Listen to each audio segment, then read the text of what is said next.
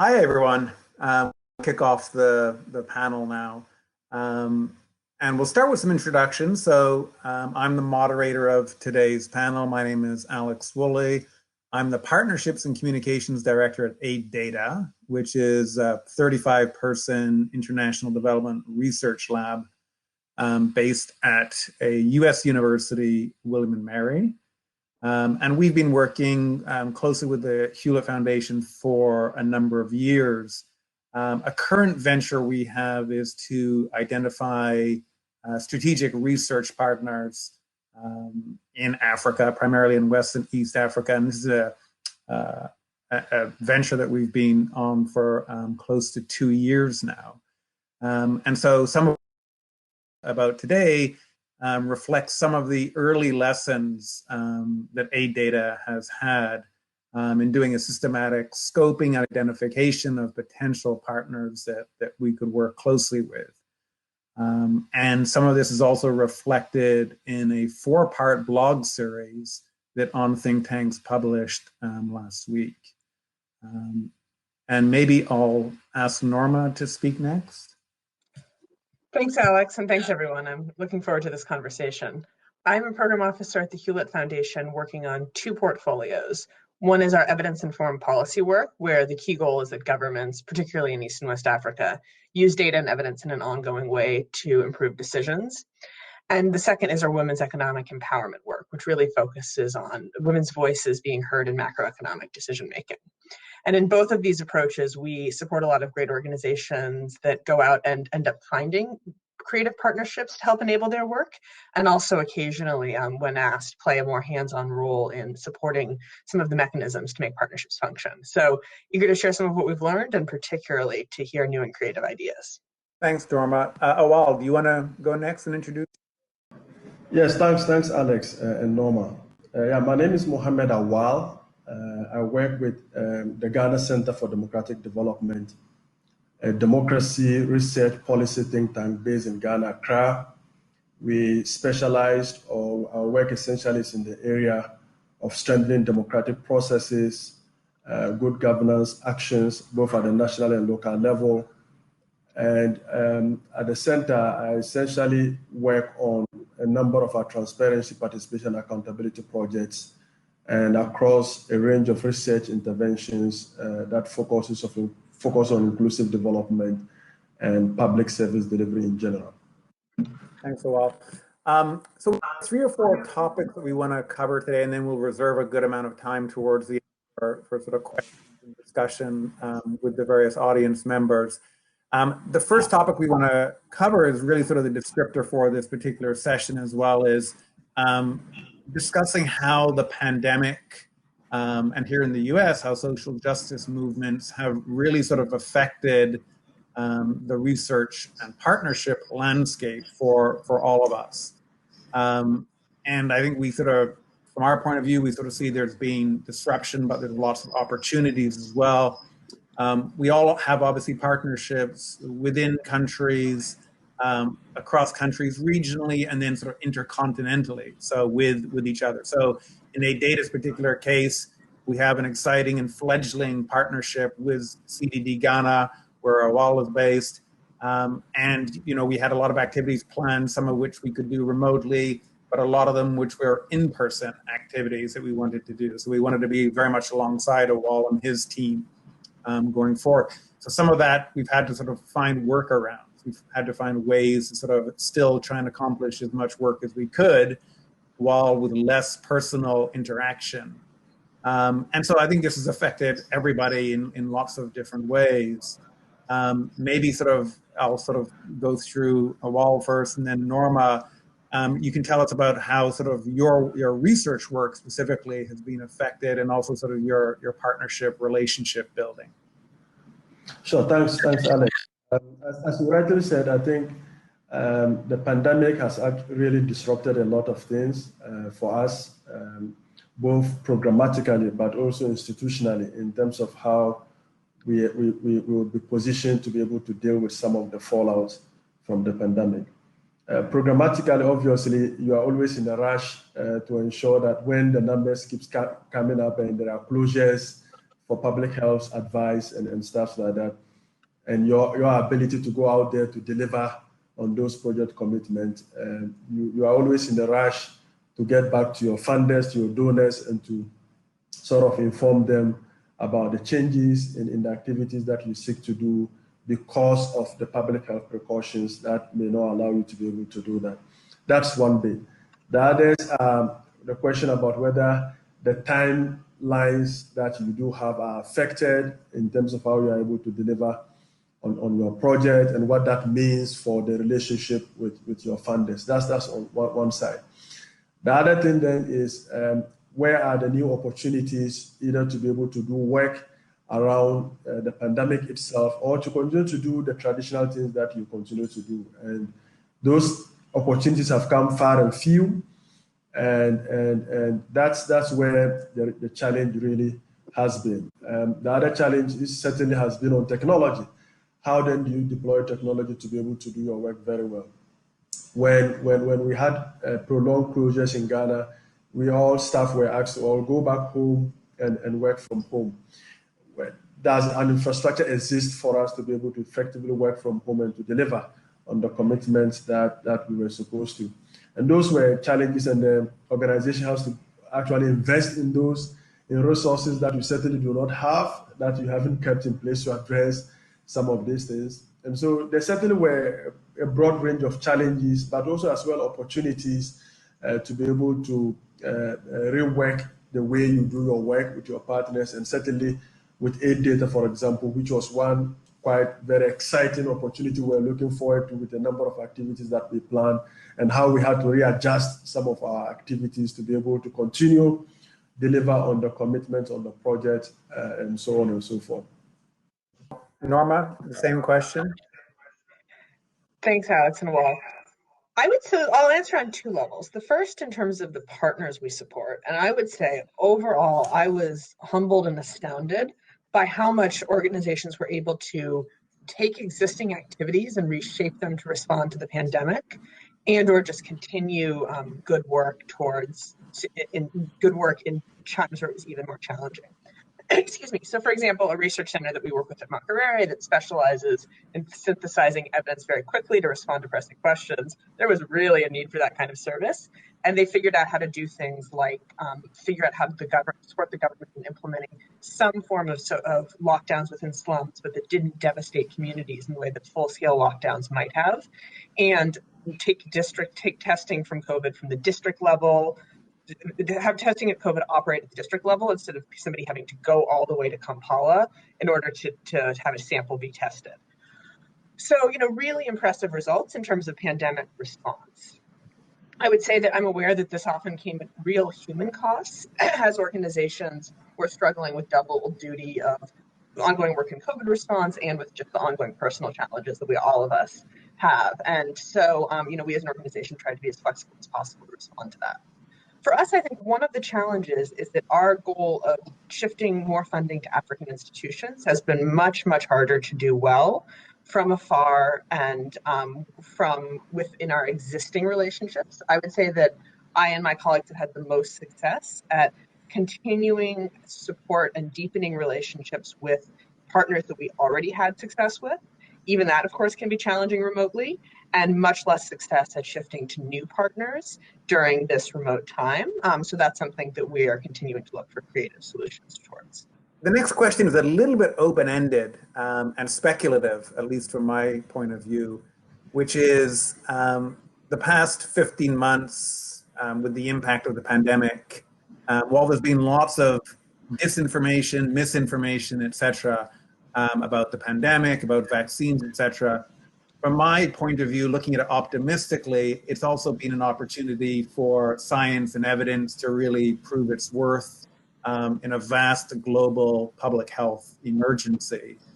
And everyone who's attending this conference, certainly everyone on this panel, as their mission and their passion, getting data and evidence in the hands of policymakers. So from our sort of collective perspective, do we think, as a result of the pandemic, one tiny positive byproduct is that perhaps policymakers who we interact with will be more willing to accept and to embrace data and evidence as a result of the pandemic? Maybe Norma, I'll throw this one to you first. Yeah, it's such a great question, and I hope that when we turn to the discussion, we can hear what some of the folks in the audience think and are seeing. I will say that I'm not sure that that is going to happen organically, but I do think that specific organizations have a chance to build on momentum with specific partners. So for example, we work with a series of African researchers who work in partnership with UNICEF and the University of North Carolina on using evidence to inform big social protection programs. And right now, there's of course been much more of a need to do that kind of work and to use resources. The urgency of using limited resources on social protection is even more apparent now than it ever has been. And so that has opened up new conversations around things like the potential for universal targeting in ways that things that were not on the policy table before that.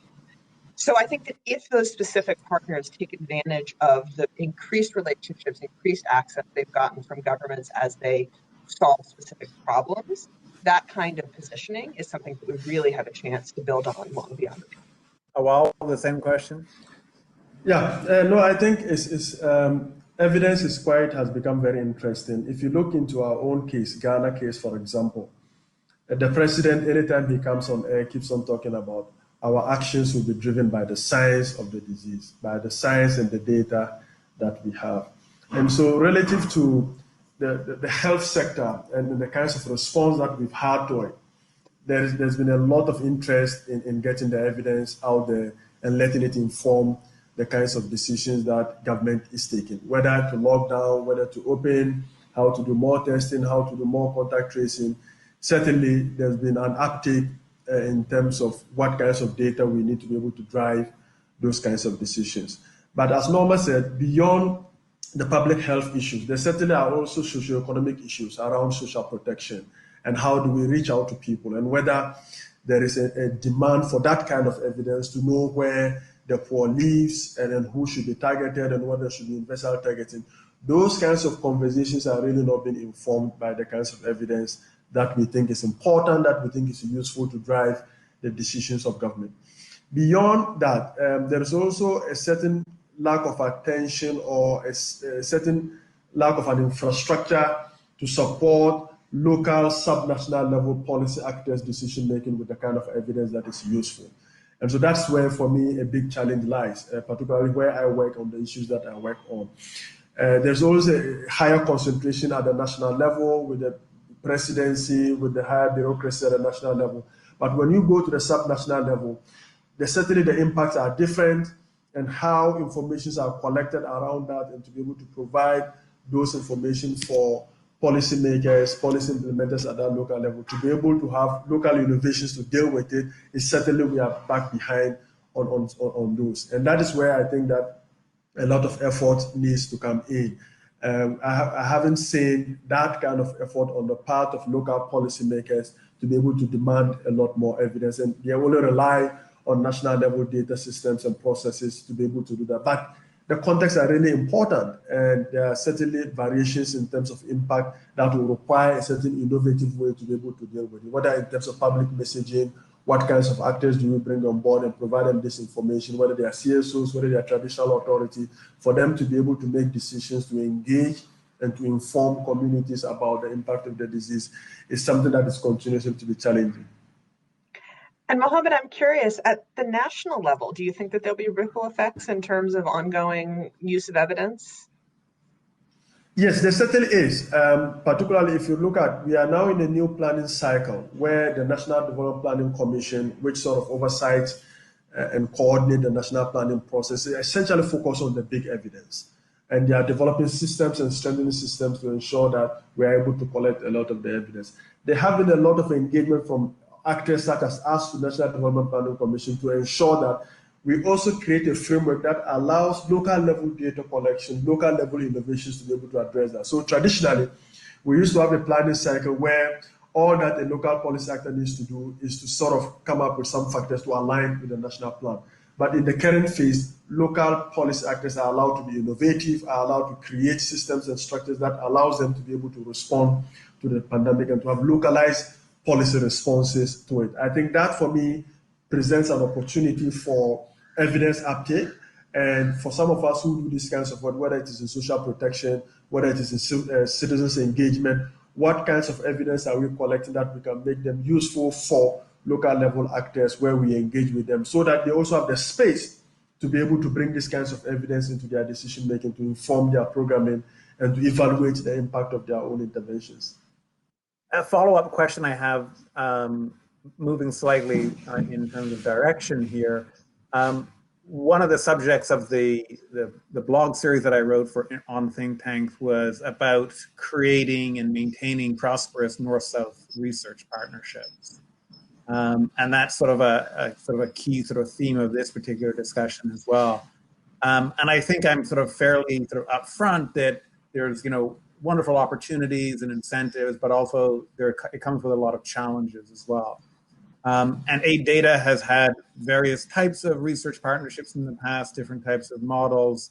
And as I say, we're sort of very excited about this deeper, more strategic, longer term partnership with CDD and the Ghana Statistical Service. But I wanted to also sort of step back and pose a question to Norma, who has the benefit of having sort of a high level breadth and depth view on different types of research partnership models that are out there. Maybe ask Norma, what types of models does she think are most promising? What are the pitfalls to avoid? And also how to navigate the funding landscape in this changing environment post-pandemic. Thanks, Alex. So I would say that the most important consistent theme is that we just have to be aware that the benefits need to substantially outweigh the costs and need to be truly present on both sides. I mean, everyone I'm sure in this virtual room knows a lot about sort of how much work it takes to truly partner and to do so in a way that is also something that people throughout an organization, not just sort of two CEOs who are excited and set something up, are really sort of bought into and well positioned to implement. And, I do think that there are times when the benefits are extraordinary, but we just have to really make sure they are in order to take advantage of them. So there are two particular things I want to highlight in terms of ways that I've seen research organizations have the benefits really outweigh the costs.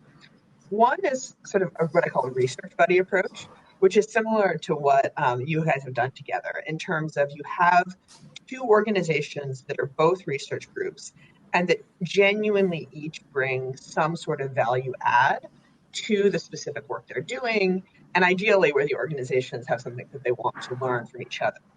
So, for example, maybe you'll want to describe a little bit more about it, but my understanding is it's work that you do on gender norms and is something that where AidData is bringing some really in-depth knowledge of geospatial techniques. CDD Ghana is bringing real context on how to measure gender norms. Each organization can actually do something differently that the other wants to get done. And also each organization has something that they want to learn from the other. And we see this playing out in many other kinds of research complementarities. The other sort of main sort of purpose that I've been excited about recently is the policy guide. And I think that one area that we could take even more advantage of is research organizations learning from policy advocates. Certainly, sometimes national think tanks are the place to go, and that is a really promising source sometimes. But of course, think tanks vary in how policy-oriented they are. And we've seen a lot of interesting things happen when, for example, researchers who are interested in women's economic empowerment are in conversation with feminist advocates in Africa. And, the feminist advocates have very lots of information about what's on the policy horizon now, but also what might be reflective of women's aspirations and oriented towards change in the long term. And so researchers can both sort of help some of these feminist advocates get immediate data for use in advocacy and also sort of shape their own research to be more responsive in the long term. There may or may not be an active collaboration, but information exchange can be helpful, and sometimes collaboration makes sense. The one other thing I'll say in terms of models for now is that I think that sort of deep sustained engagement, and again, engagement where there's really sort of time and space for buy-in at varying levels of the institution is important. And one way is sort of the paired two organizations approach that you've taken on. And another is networks of organizations, including organizations from many countries, not just sort of a clear north-south divide, that provide ongoing sort of technical support to each other and sort of peer learning mechanisms. In terms of funding, happy to say more about this in the Q&A as we move forward, but I think I would just say for now that organizations in the field have a lot more voice in this moment than I think they ever have before, because I think that more and more funders are looking to support these kinds of partnerships, and almost all funders know that we don't have it figured out yet. That what it truly looks like to be equitable in a partnership, which funders care about in different ways and to different degrees, and just mechanically how funders can support more creative structures within their existing administrative constraints is something that people are really looking for creative ideas around, and that the field has a real opportunity to shape. And I'm happy to expand on how I think organizations can do that later if that's helpful. One follow-up question for you, Norma.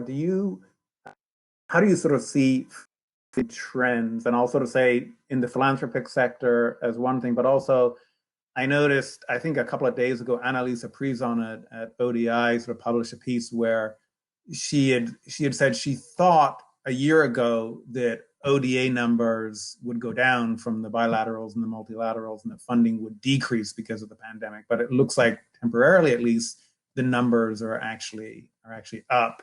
Though we do know the FCDO has so obviously cut its commitment. Where do you sort of see funding trends in a very macro sort of level, sort of heading in the next year or two from your point of view? Yeah, thanks, Alex. I'm cautiously optimistic about overall ODA levels staying steady.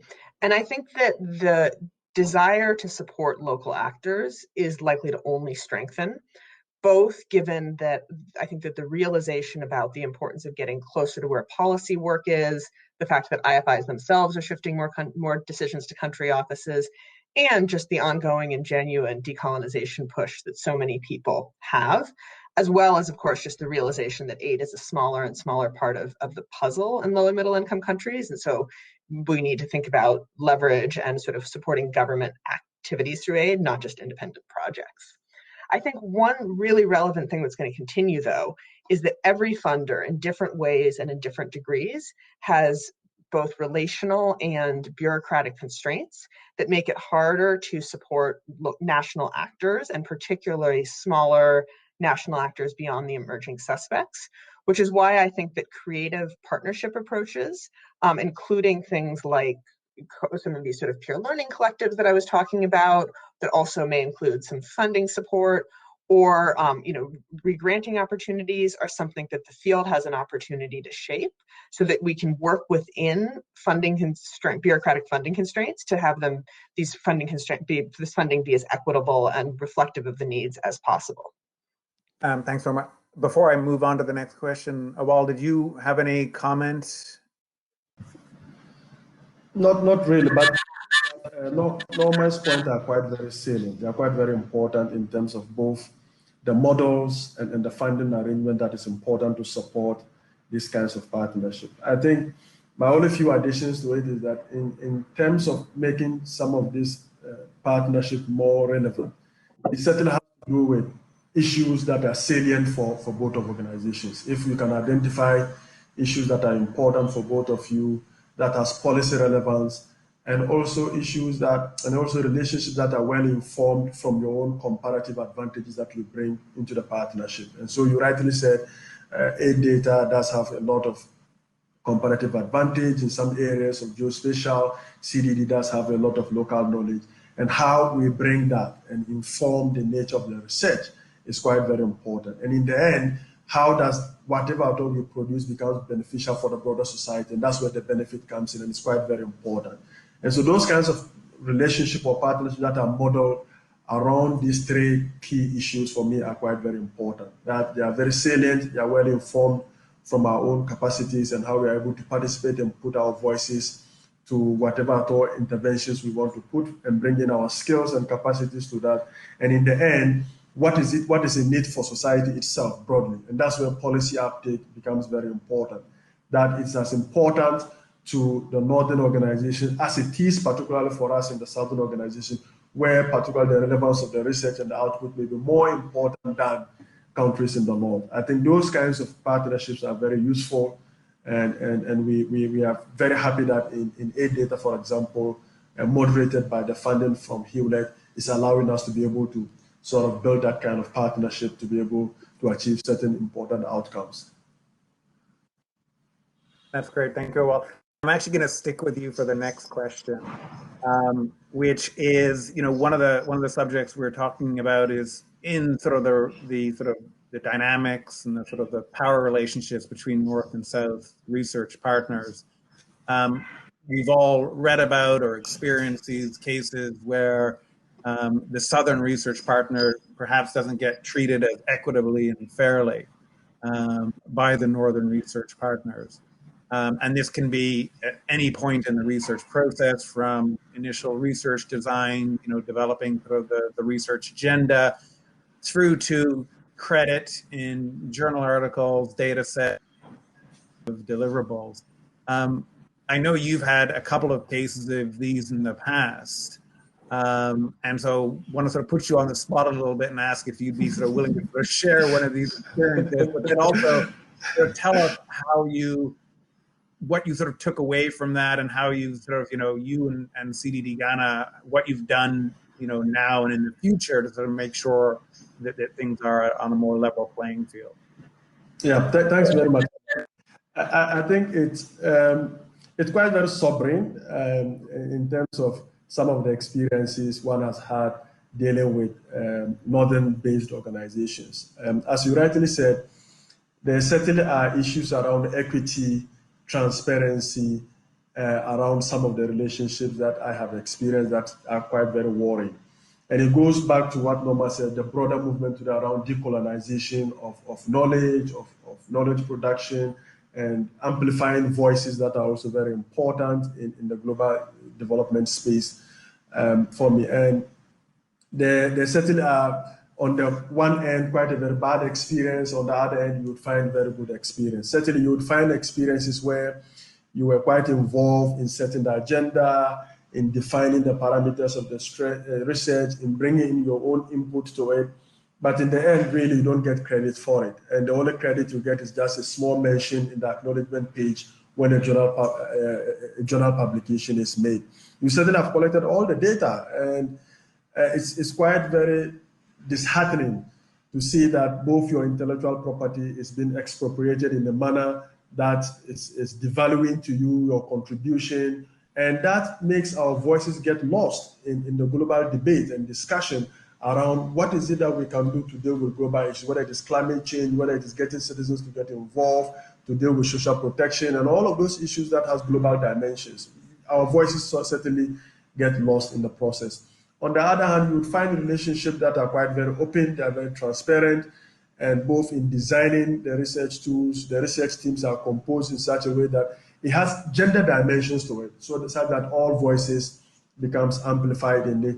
And then the product is co-owned, and all of these things becomes quite very useful, and you feel that your voice is also amplified out there, which puts the conversation into the proper context and perspective in terms of what do we do with many of the global challenges that all of us as organizations are faced and are willing to work on to see some kind of change. And so there are a wide range of experiences, and it's continuing. And so I think the movement around decolonizing knowledge and setting up partnerships and collaborations that allows us to be able to have a research agenda that is salient, that is well informed, that is open, that is credit for everybody whose contribution has made the kinds of changes that we observe, or even the failures that we see, I think is most important going forward, if we are to deal with the kinds of global challenges that we have today.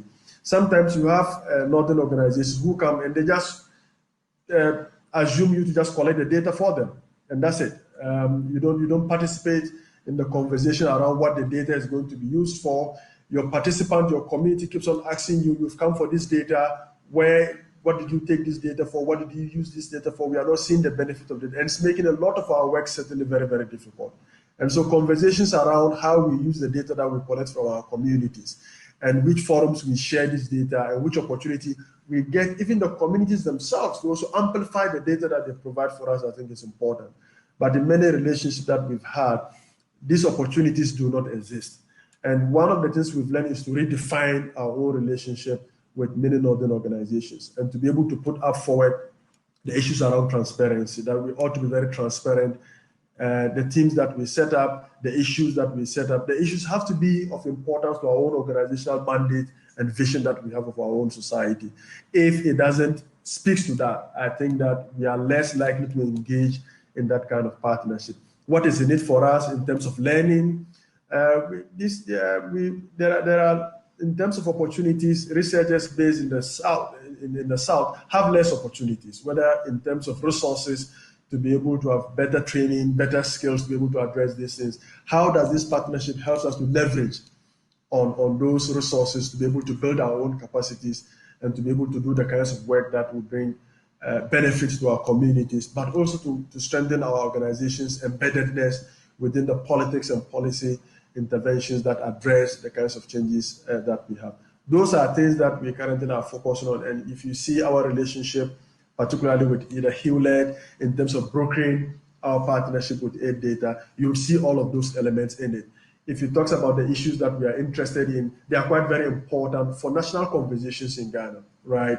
You want to understand to what extent gender norms are changing based on infrastructure that you provide in communities. You want to understand how you can extend the reach of government through behavioral changes on information nudges that you can leverage community social capital and networks to be able to do that.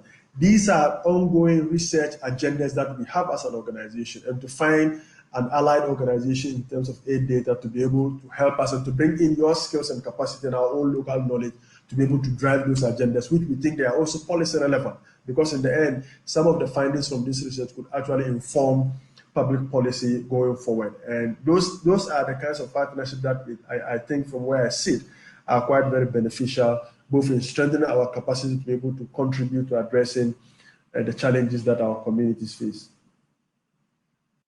That's wonderful. Thanks a lot. Norma, did you want to weigh in? Yeah, thank you so much for that. I think that just in terms of a suggestion around how we could overcome some of the challenges you described, I think there's a real opportunity, and maybe on think tanks could play a role in convening something around this, to co-create with funders exactly what funders should do differently to help overcome some of those sorts of practices. So for example, many funders, and just being as concrete as possible. So for example, if you're paying for the time of a Northern PI, you really should also be paying for the time of the Southern PI, which should be a no-brainer, but it's not. Or, rules around authorships and other just very tactical guidance for funders is something that I think that there would be appetite for and an opportunity around. Yeah, and certainly, for example, allocating time for writing, for instance, because if you look at many of our organizations, we are doing multiple projects. We are project-funded based organizations. And so if you do not, in the manner in which the budgets are designed, do not make time or resources allocated, time for researchers to actually have time and participate and contribute to the writing. In the end, they will say, look, this is in it, but we certainly haven't had time. He hasn't had time to contribute to it, but it's because of the nature of our funding structure. And that's where I think that the conversation going forward about core funding that allows organizations, or in the manner in which partnership budgets are structured, that we make resources allocated for that kind of activity as well. But in many of the cases, we don't see those things as activities that needs to be costed for and funded. And so it doesn't allow northern researchers to be able to have the space and time to contribute to the actual intellectual output that really comes up. And I think that is one conversation that we need to have with many of our funders, but also with many of our northern partners that we engage with. Actually, a perfect segue to the next that I want to pose for everyone, which is around funding specifically. And so when AidData went through this, research partner scoping process, and we identified 200 plus organizations, and then sort of met with and had discussions with 60, something like that. What emerged was a constant question about funding. And organizations were very sort of transparent in explaining what their funding concerns are, what their priorities are, et cetera, which is absolutely, obviously, sort of natural. And it sort of made me sort of realize that one priority for our choosing research partners is organizations that we think we could fundraise with together if we were going to be embedded in these long-term strategic partnerships, but also organizations themselves that were confident that they would be able to be financially sustainable, et cetera. As part of that is the whole question around core funding. And again, the Hewlett Foundation has been both an advocate and in sort of reality, a core funder to organizations, which is fantastic and is not a trend that we see everywhere in every sector. So this is a challenge I think we all experience. And I did sort of think there's some strange paradoxes in play in that to get funding, you need people who are good at writing proposals, putting together proposals, et cetera. Very often, those people are not the same people who work on projects, for example. So they are not going to be your research analyst, your M&E specialist, your geospatial person. I'm not going to put them, as somebody who's going to be drafting a proposal, for example. And so, ironically, though, those people who are the great ones that doing proposals, et cetera, often do have to be supported through non-project funding. So you sort of get into this paradoxical situation where you need, as you said, Awal, you need sort of the time and space for people to be able to do things. But when everyone is harnessed towards projects, it's very difficult to do that. Plus, we also sort of hear, very often, we identify a potential partner that we think is wonderful, and the partner has to say, we'll only join with you in a partnership if there's a project which will allow us to do it. But by the time that project comes along, you have no time to actually form a relationship because, you're submitting a proposal, a month later you find out you've won the proposal, you have to implement day one, another month later. You don't necessarily have the time to sort of do that in-depth partnership building that we sort of talk about. And, there's a checklist I include in the blog about all these different steps you should be, doing to sort of identify the compatibility and et cetera of the organizations. And so there is sort of an endless circle that goes around in terms of sort of the funding process. That's a long-winded statement and not really a question, but maybe I'll throw it over to either Norma or Awal if you want to offer any sort of comment or your own thoughts. Yeah, so I can share a few very, very, very partial suggestions, and then share some of what we're struggling with, which I would love both of your and perhaps the audience's feedback on. I very much agree with all the challenges you articulated, Alex, and I think that ways that I have seen partners have partial success overcoming some portion of them really just relates to trying to push the boundaries of what you can do with project funding and just repeated interactions, even if that's not paid for in a structured way. So as you noted, Hewlett is a huge proponent of core funding, and I personally am very passionate about the reason why that is both the right thing to do morally in many cases and unlocks impact. And I also know that we've been much less successful in spreading the gospel on that than we would have liked. But what I do sometimes see is things like a research initiative research initiatives that are providing flexibility to support within, say, financial inclusion, ongoing work on financial inclusion or something like that, which can be a springboard to, among many other benefits, have partnerships that go beyond one particular research project and towards ongoing collaboration on a theme. I just want to pick up and sort of expand from my perspective on some of the challenges that you mentioned running into, Alex.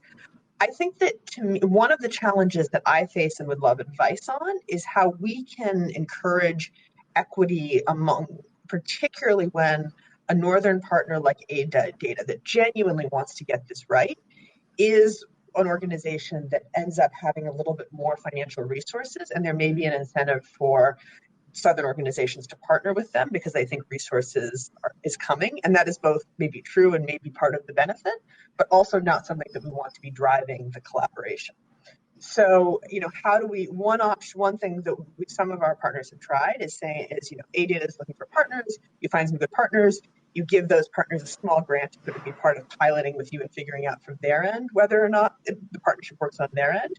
But even then, of course, AidData is the one holding the purse strings in this example. It's not as equitable as we would truly like. And at the same time, many funders don't have the capacity to be sort of independently finding new organizations beyond the usual suspects or writing small pilot grants to them. So any guidance on what we could do better in that kind of context would be really helpful. Yeah, no, I agree with Norma. I think part of it for me would be, for instance, in our exploratory discussion with AidData, if they do have a funding that supports them to do those kinds of explorations, I think it's also important that in the time that I spend to have those kinds of conversations and explorations, those time has to be costed and be paid for. And so for a funder, I think you need to ask those questions, not only to focus on AidData needs or you provide AidData, they want to develop their new footprint or deepen their footprints with new partnerships with others in the global south. And so you provide them a grant for them to do those kinds of exploratory conversations, but not ask the question whether those partners that they are going to engage, whose time would be spent on those explorations, how does that get paid for? And I think once we do that, it then allows all of us the space and the concentration to be able to always be energized with those kinds of conversations and to truly define and participate in the structures and the kinds of outcomes that we seek in terms of our partnerships. And for many organizations in the North, essentially they are light touch. They come on a light touch projects, 6 months, 1 year. It's not long term to think about both the organization and then the community in which the organization operates. And so those kinds of partnerships are very draining. They drain your resources, they pull away a lot more resources into it, and then after 6 months you are done, you move on, nothing else happens. And so we ought to have a framework that organizations are aligned both on not only project, but the broader goals and vision that the two organizations have, either globally or how that is contextualized in our communities. Then you can build a relationship that is not only based on projects, but also a partnership that provides learning in terms of how we do things and new exciting areas that you want to venture into. You redefine your research agenda and the issues that are important to you. Then that, for me, are the kinds of relationships that are useful. And going forward, I think for CDD, that is how we want to define the kinds of partnership that we think is important. To what extent are we aligned with this organization in terms of our broader mission, vision, and goals? And along that line, what kinds of projects do we do? Even if they are 6 months projects, these are pilot projects that we test out, but we do have a relationship that allows us to call on their resources. They do have a relationship with us that allows them to call on our resources to be able to get some issues that are important defined and implemented in a way that brings benefit not only to the organization, but also to the broader society as well. That's great, Awal. And I think maybe with the time we have left, we may also transition to some of the questions which also touch on these subjects as well. So one that Serene raised in the chat was, how do we increase South-South partnerships? That's one question. And then Enrique just posted a question about what if the funding comes the other way, basically. And I know Joe Asunka had written about this at the Hewlett blog several weeks ago, about a model he had when he was a program officer at Hewlett, awarding grants directly to Southern-based organizations. So throwing it open to both of you about either increasing South partnerships and or sort of reversing the funding model a little bit, or the traditional funding model, and what your thoughts are. Norma, do you want to maybe go first? Or Awal, go ahead. I think I agree with Enrique. what if funders fund Southern think tanks and ask them to explore partnership? I think that is the only way we can redefine the conversation. And if we are really very serious about decolonizing knowledge, I think that is one way we can do that. Look, on a scale, I think the Southern organizations and their countries are doing well. We are the most problematic. It's not going back to those kinds of deficit. We certainly have assets that we can leverage on, and how funding opportunities allow us to leverage on those assets, and also the skills that the Northern organization have, I think, is important. We ought to change the travel route, fund Southern organizations and ask them where you explore partner organizations that have certain skills, certain comparative advantage, and leverage on that to do the work very well. I think those kinds of directions would be useful for the future in terms of how we collect knowledge, how we disseminate knowledge about what works, and then how it works. I think those things are very important if we change the travel route. Yeah, absolutely. So thanks, Enrique. And I definitely agree this is an exciting direction of travel, and actually something, so, I'm actively exploring some grants around exactly that. And I also am excited about, and we've done a lot to support South-South partnerships. And I also, think that sort of going beyond the sort of North-South dichotomy, some of what I was talking about in terms of coalitions of organizations from many different countries working on something like rapid decision-focused evidence that have things to learn from each other and have specific opportunities for members of those partnerships to collaborate.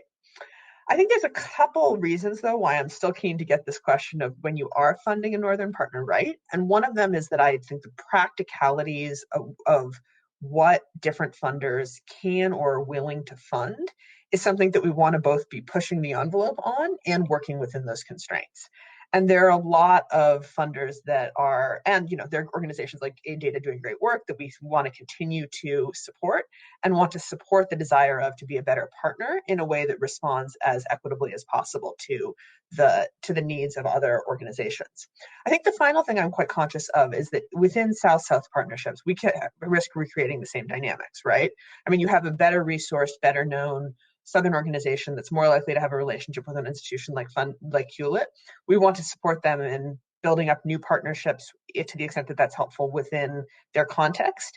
And we want to make sure that those smaller partners, that we aren't recreating some of the same problems we've been talking about in those contexts. So again, really eager for sort of creative guidance on what funders can do differently in those contexts. Using us as an example again, I think, as you rightly said, even in country context where you have a national think tank and then subnational level partners that they have and how they build a coalition, use leverage on their social capital at that level to drive change, and what kinds of funding arrangements you have with them. Sometimes the nature of the funding grants that you have doesn't allow you to even sub-grant to these organizations and to even pay for staff time, pay for office supply and stuff like that. And so you are quite very limited in that. If grants allow one to be able to sub-grant to build these kinds of coalitions, I think that is one way we can even do within country. We certainly, for example, at CDD, one of the things we are thinking about is to become something like a change hub, where we have a lot more social movement from our partner organizations that we have throughout the country. But how do you fund that? And for many of them, the time that they would spend for any conversation, whether it is to pay for internet and then all of that to be able to continue to have those virtual communication or even in-person communication, you ought to pay for that. And sometimes our funding arrangements are structured in such a way that you are not allowed the leverage to be able to use this funding to support this organization, to make them healthy.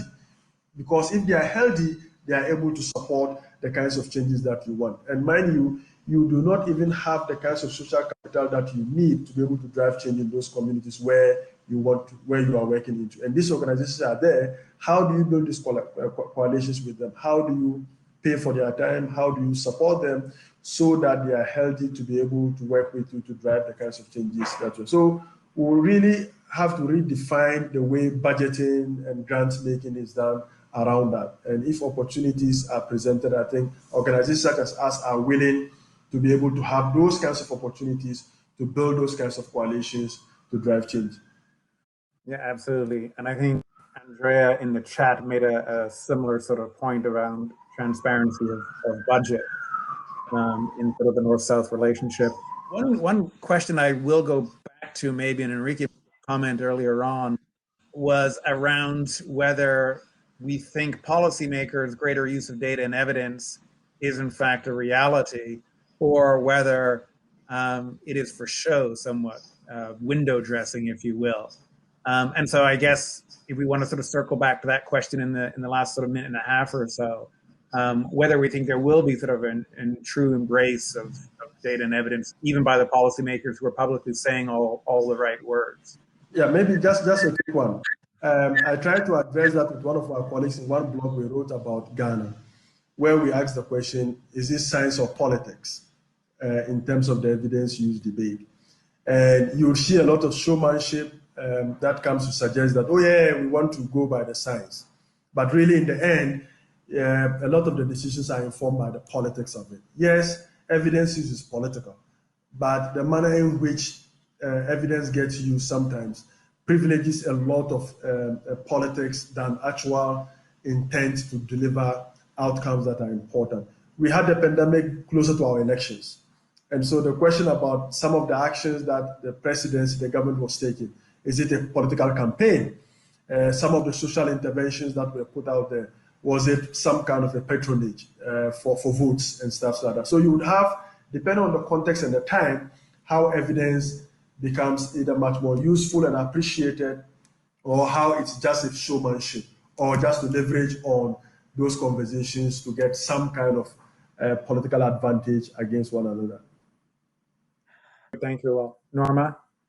Yeah, I would just say that I think that there is, even before the pandemic, I've been just really excited by the amount of momentum that some portion of government officials truly do have around use of data and evidence, sometimes sort of intrinsically as it's moral, because it's the morally right thing to do, but also because often data can solve a particular problem.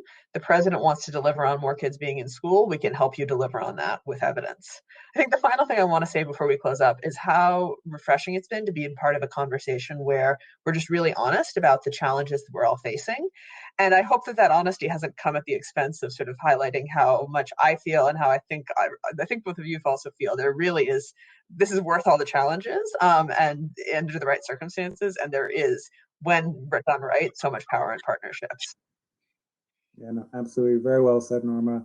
And thank you, everyone. And we're very excited about our partnership with Awal and CDD Ghana. Okay, I think that wraps up our session. Thank you to all the audience members, and thank you to my fellow panelists.